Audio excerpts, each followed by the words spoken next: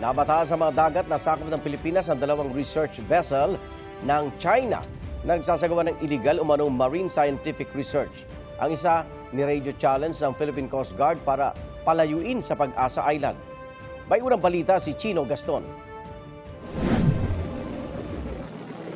Nag-radio challenge at ilang beses pinaikutan ng eroplano ng Philippine Coast Guard o PCG ang Chinese research vessel na Xiangyang Hong 33 sa mga bahura at sandbar sa loob ng 12 nautical mile territorial sea ng Pag-asa Island.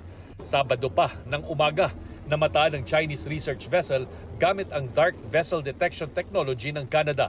Ayon sa PCG, may sariling underwater drone ang Chinese research vessel na April 15 pa umalis ng China.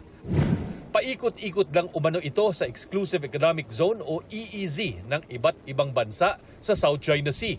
Ine-eskortan ng ilang Chinese Coast Guard vessel ang nasabing research ship na nagbaba pa ng mga umano'y Chinese marine scientists sa dalawang sandbar.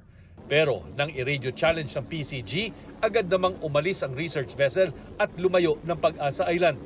Nasa labas man ng Exclusive Economic Zone ng Pilipinas, itinuturing na teritoryo ng bansa ang Pag-asa Island dahil sa pag-okupa nito ng mga Pilipino.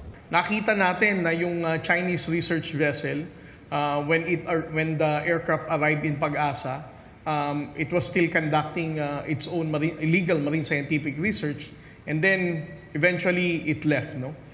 Wala na ang Chinese research vessel, pero nababahala ang Coast Guard sa iba pang aktibidad ng mga Chinese tulad ng namataan na Jiageng Research Vessel, 85 nautical miles mula sa Itbayat, Batanes. Pabalik-balik ito ayon sa tracking data ng PCG na tanda na may tinitingnan ito sa ilalim ng karagatan. There is a possibility that the Chinese government are doing all the mapping of all those undersea cables, the critical infrastructure underwater, that would be very delicate for our national interest.